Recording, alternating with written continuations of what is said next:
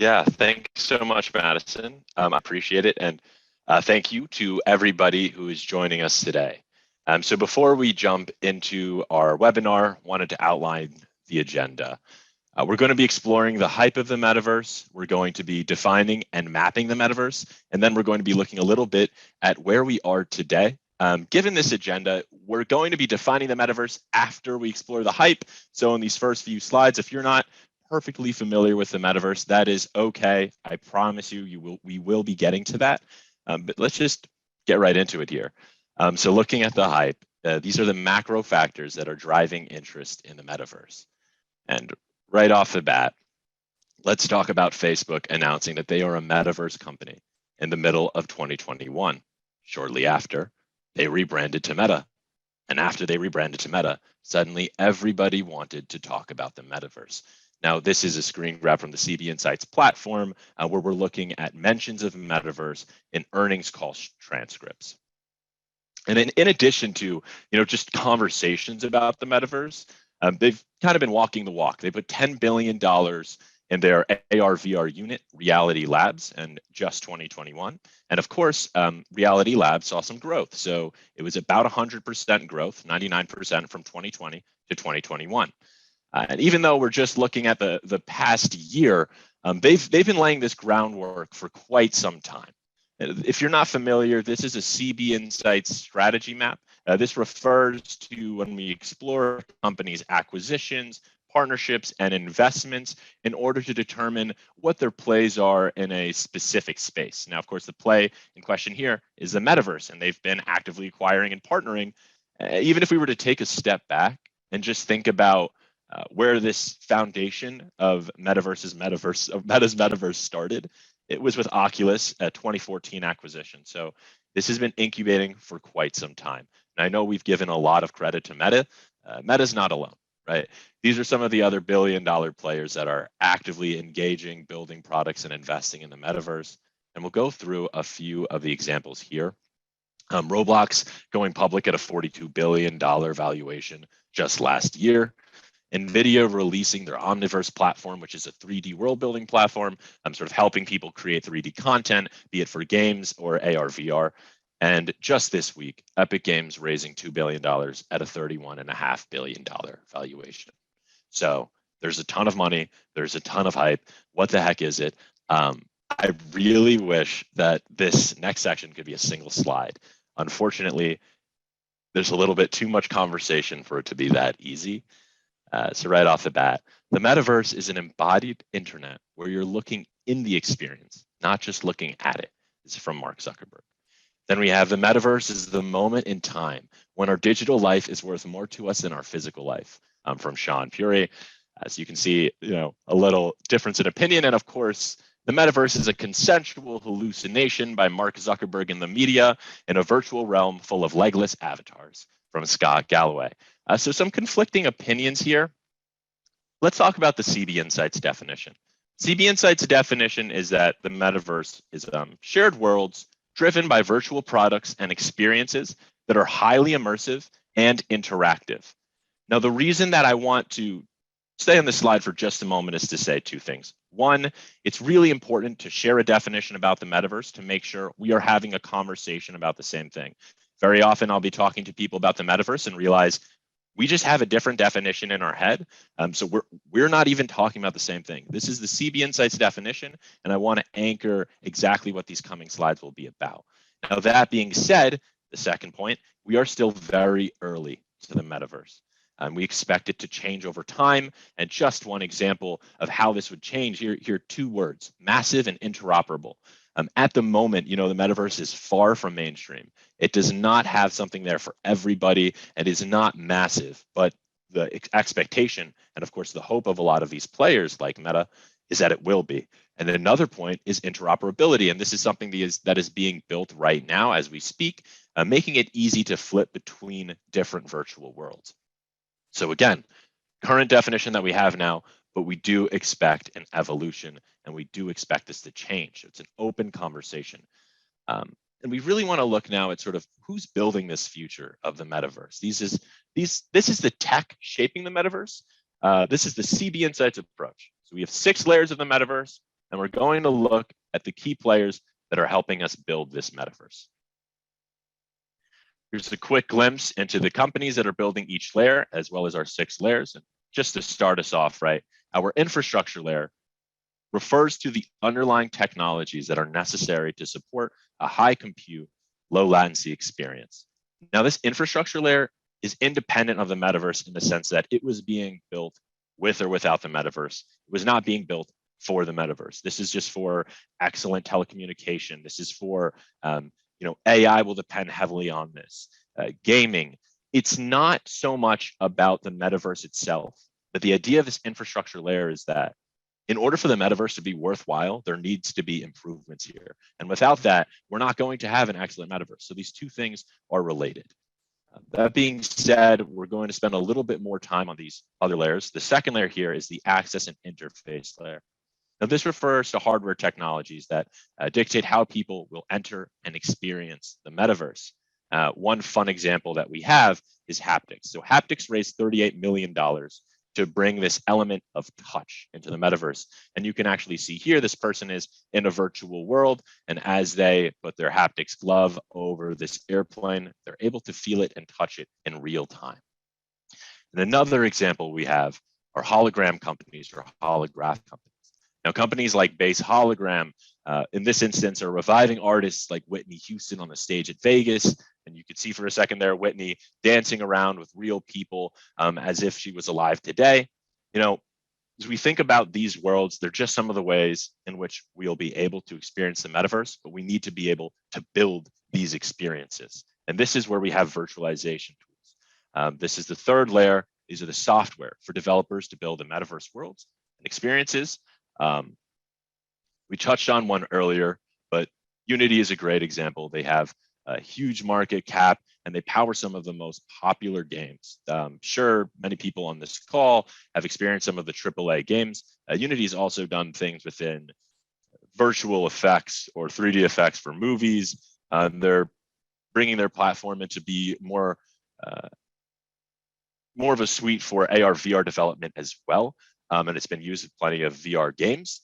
I would say that the NVIDIA Omniverse platform we touched on a second ago would also be an example of these game engines helping people build the experiences.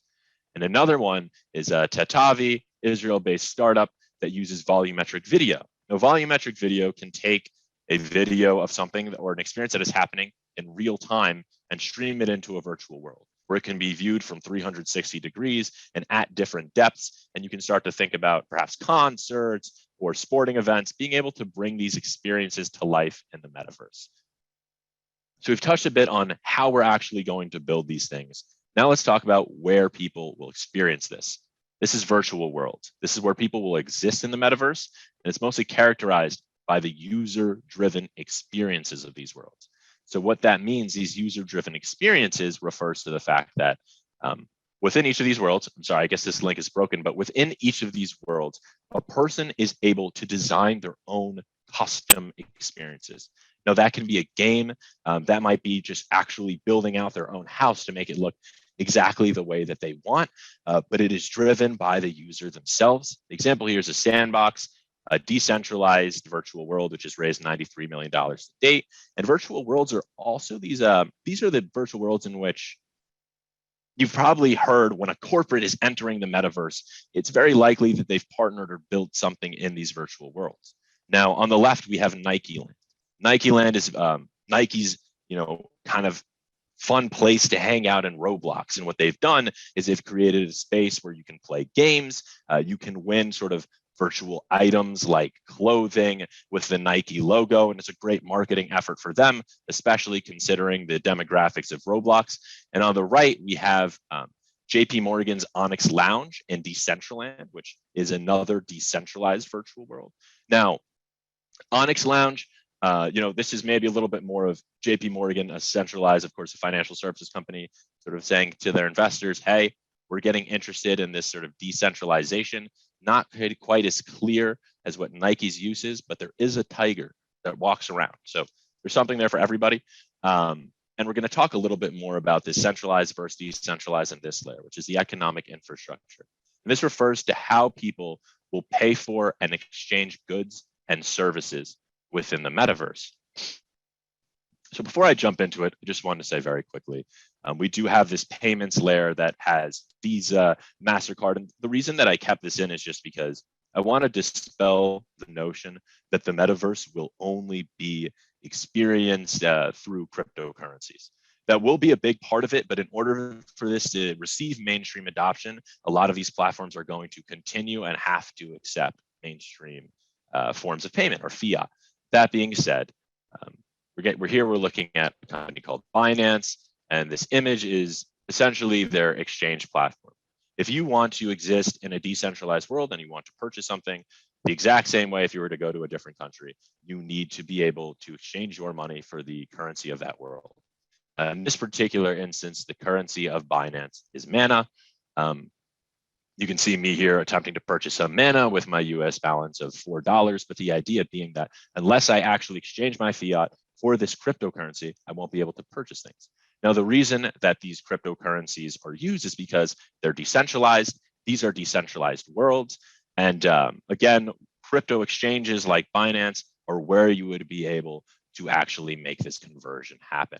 Now, another example of a company facilitating these economic experiences is MetaMask. We're talking about crypto wallets here. So a crypto wallet doubles as a vault for virtual assets, as well as your login authentication into virtual worlds. That might be confusing. I think the first part of that is very intuitive. This is your wallet. This is where you're going to be keeping your cryptocurrency. It's also where you're able to store your digital assets. For example, if you purchase a hat that you really like, it will automatically be stored in your virtual wallet.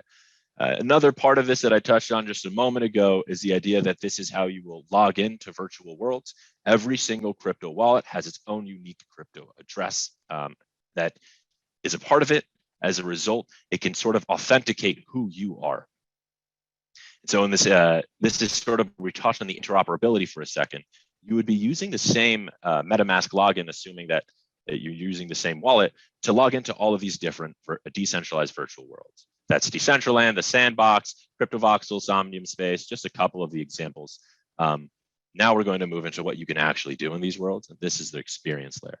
We talk about various goods, services, and experiences within the metaverse. It's also where a lot of the fun stuff is coming up. So right off the bat, Epic Games hosted a Travis Scott concert that drew over 12.3 million attendees. Here we see Travis dancing around with some of the inhabitants of the world. Epic Games, look, we touched on it a second ago, enormous company that has raised a lot of money, recently valued at well over $30 billion. But this was a significant experience because it was one of the most successful, recent memory, most successful ways in which a game kind of pivoted out of the game. Is like, let's just become a space for people to hang out and do something a little bit different. Now, another example of some of these experiences we might have in the metaverse could be virtual fashion. Now, Nike bought a virtual sneaker company called Artifact. Artifact develops virtual sneakers. They've also been developing a whole bunch of weird stuff, including the coat you see on the right and giant metal pigeons. But these virtual fashion items, while they sort of only existed in the virtual world, they're bridging that gap by using augmented reality. And what you see here is some snap lenses, whereas person who purchased something on Artifact, let's say a virtual sneaker, like we're seeing on the left, will be able to actually see that through their camera filter. And we're trying to blur that line between the sort of physical and virtual world and some of the assets. And so that's a lot of hopeful conversation. The idea that people will absolutely, love and want to experience the exact same things they love in the physical world in the metaverse. This is where we're going to talk a little bit more about the practical, immediate use cases of the metaverse. This is where we are today. So we're seeing early applications. Let me take a step back really quick.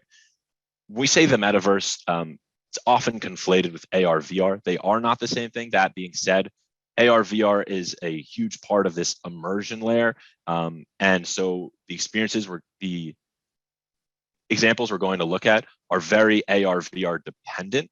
I think this is like a good early sign of what is to come for the metaverse. I wouldn't necessarily say that this is exactly the metaverse. Just want to make that distinction. But some early applications in healthcare. One is immersive fitness. We have pain management, and we have actually VR being used to treat anxieties like agoraphobia. The immersive fitness is a picture from Beat Saber. It's a Facebook now owned game or Meta owned game, but you can do actual physical working out, and they're trying to kind of see a lot of these fitness companies looking to create that Peloton brand of creating a community, having classes hosted by celebrities, pain management, help guide people through deep breathing techniques, help people just distract themselves with games from the pain. We've seen companies like Applied VR raise money there, but actually the one that I find the most interesting was this recent study that came out last week on agoraphobia. Essentially, in an Oxford-based study, they put people into virtual worlds where they would have to do normal things like ride the subway to work or buy an item from a store or interact with someone.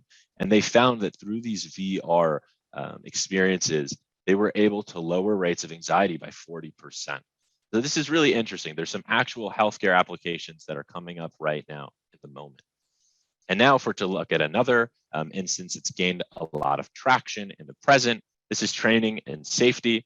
On the left, we have Striver's training platform. They're looking to be a VR-based training platform for a whole slew of different things. This is them trying to teach someone how to engage their soft skills.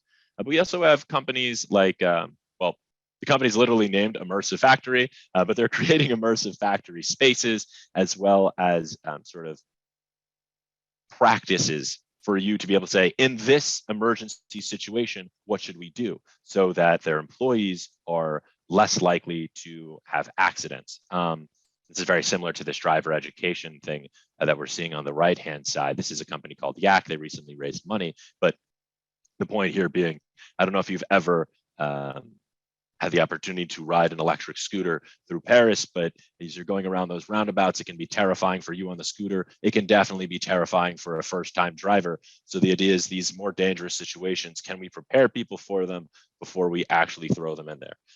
Now, I know we've talked a lot about what's happening in this present moment. We've touched on some of the layers. I'm sure there are plenty of questions, and I'm glad that we actually have a lot of time to cover them. So I'll look into the Q&A shortly. I just wanted to plug and take a drink of water. CB Insights, my new Twitter handle, Metaloo, which is, as of today, a real thing. My boss didn't believe me. And you can also email me, lfisher@CB Insights. So assuming that we don't get to all of the questions or there aren't enough questions, feel free to reach out.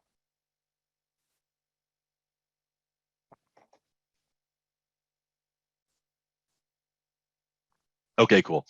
So from Gary, is a more relevant conversation about where we are with immersive tech in general, penetration, usage of VR. Any thoughts on these? Yeah. So where we're at so far, something that I want to point out about where we are with AR, VR, and XR. I'm gonna attack VR for just a brief moment. The first virtual reality consumer headset came out in the mid 90s.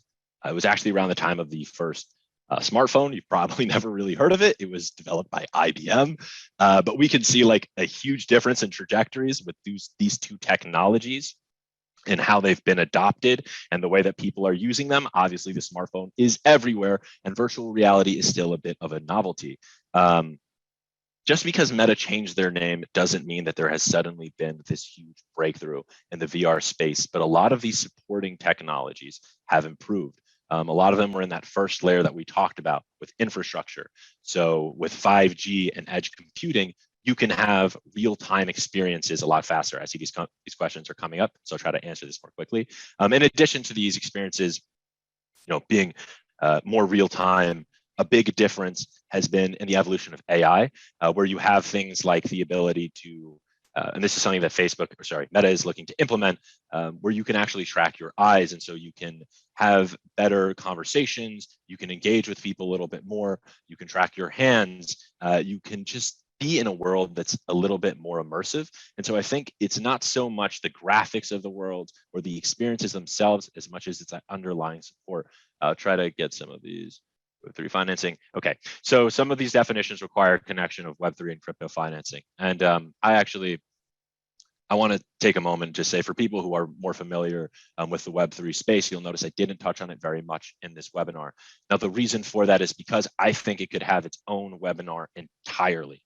And I don't want to distract or conflate the metaverse with Web3. They are not necessarily the same thing. They might look oftentimes to work towards similar goals, but we'll try to touch on this very briefly, which is, these decentralized worlds are where we see the overlap of Web3 and where we see the overlap of crypto. When you ask me how critical do I see that being to the metaverse independently, I actually don't see it being critical. I know a lot of people are going to be mad at me for that, but the reason is the metaverse success hinges on its ability to go mainstream. Right now, what is mainstream are the existing ways in which we facilitate our financial transactions. So for mainstream adoption, they need to use the mainstream method of payments. That being said, I do think that as Web3 gains traction, and Metaverse also gains traction just due to the sort of similarities that they're in, they're kind of cyclic with each other. And as Metaverse gets more popular, I imagine that these crypto and decentralized financing and just the whole idea of Web3 will also gain popularity. But do I see it as critical for the Metaverse? The answer is actually no, I don't. I see more of the immersive technologies as being critical for the Metaverse. A lot of Web3 questions, of course. Breakout of industries. Movies, wow. This is a fun question. Looking at movies as a predictor of the future. Is a gaming future of Ready Player One a realistic possibility? So the short answer is yes, absolutely, in the sense that you will be able to really experience that world. Not so much in the way that, I don't know if you guys have watched Sword Art Online, if you get injured, you can get injured in the metaverse. But we've looked at haptics already a bit in this webinar. There's a lot of work that needs to be done. Even the most optimistic people, for example, I'm going to mess up actually who exactly is making this quote, so I'm not going to do it. But I believe, actually, I'm going to say I believe it was Tim Sweeney, but even they're saying it's about 10 years out till we have something that's like a Ready Player One type world. A huge barrier to this is going to be affordability. Those gloves that we saw in haptics, there's a lot of technology that goes into them. They're not going to be for the everyday consumer. There's still way too much work to be done. I think 10 years is optimistic. Main applications in the education sector. We've already talked about this, right? Training and learning are very much one and the same. When we talk about training, we tend to talk a little bit more about that enterprise use case, upskilling. But let's talk about education for a brief moment. What the metaverse can do in terms of helping somebody learn is it can make it more immersive. So if you are training children, perhaps if you can gamify things or help them, you're talking about the age of the dinosaurs. Why not actually walk in and experience that firsthand? Let's see T-Rex walking around. Very cool. Another part, and this is more of the B2B use case, a little more practical, is saving money. If you're trying to train people to perform surgery, you will start on cadavers. You won't start on a real human being. Cadavers are really expensive. So in order to actually be able to scale this stuff out and kind of create a foundation for it, I sort of see a bit of the things that we touched on before, being able to create these immersive worlds that can replicate things that are expensive so that you can get people acclimated to them first in a way that's less costly to education centers and of course to enterprises in general. What's your take on purchasing land in the metaverse? I think, look, I don't have any investment advice to give, but I'll say this. We need to build, we need to build a community in order for virtual land to be worth something. The reason that Second Life was so popular was because it had an excellent community. People really, really cared about it. Things weren't really worth a lot of money until people felt like their hearts and souls were poured into that virtual world. And I think the way that we're doing it now is a bit of a reverse engineer when it comes to virtual land, right? Now, of course, this is just my personal opinion, but I think we need to actually have the experience and the community there for this land to be worth something. Unfortunately, it's a lot of groundwork is being put in, but we haven't quite gotten there for a lot of this. So a bit of hype might prevent adopting metaverse security. Okay, Cal, one of the concerns that might prevent, guys, you're going to have to message me all of these, and I will try to get back to every single one of them that I can. I know I am missing Oh God, I'm missing like 70 questions. Okay, so this is Cal and Sam. Hopefully it's a lot of other people. I'm going to put them together. Security and data privacy. So what are the forms of security verifications that could instill confidence for companies that are entering the metaverse? This is a really great point. Technology adoption tends to come a little bit faster than worrying about security concerns. Just the other day, the EVP of cybersecurity at Microsoft issued a big warning about this. I see the forms of security verifications. Big one is going to have to be in education, helping people understand exactly what these virtual worlds are. Another big component is going to be in a lot of the content moderation and security tools that we already see existing within the gaming world, which is using things like AI and machine learning to target hate speech, strange actions, just poor behavior, and automatically find them. A big reason for that is because it's going to be hard to scale this. And so I would recommend, it's going to be tough to build that on your own, but there are plenty of companies that are doing that. And then, so contacting them if this is something you're seriously interested in, you can look at some of our cybersecurity posts that we have. Forms of security verification. What does data privacy look like in the metaverse? That's, again, like a huge question still that the government, of a lot of different governments, are trying to answer. I think that if we are talking about purely the metaverse, there are a lot of things the user will have to be comfortable with. There will be a screen in front of their face recording them at all times.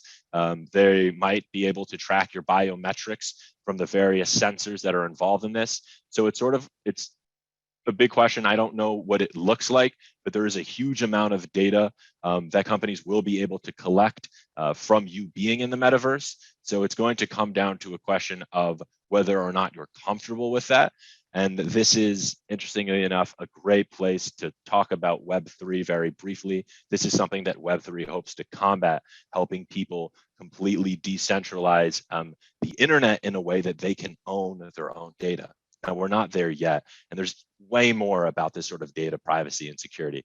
How would I define the metaverse to a child? I would just show them the movie Ready Player One and say that's it. I think we're out of time here, guys. This has been a lot of fun for me. Please do reach out at Metaloo, at Lfisher, at CB Insights. And in addition to all of that, you can find me on LinkedIn, and hopefully this facilitates conversations that you can have more personally amongst your friends, peers, and colleagues. But yeah, just want to turn it back to you, Madison. Well, thank you so much, Lewis, and thank you everyone for your questions. To reiterate, we will be sending the slides and the recording within 24 hours. If you're interested in doing a free trial of the platform that Lewis was showing some of the market maps, I've just sent the link again in the chat. Apart from that, thank you so much again and have a great day. Thanks, guys.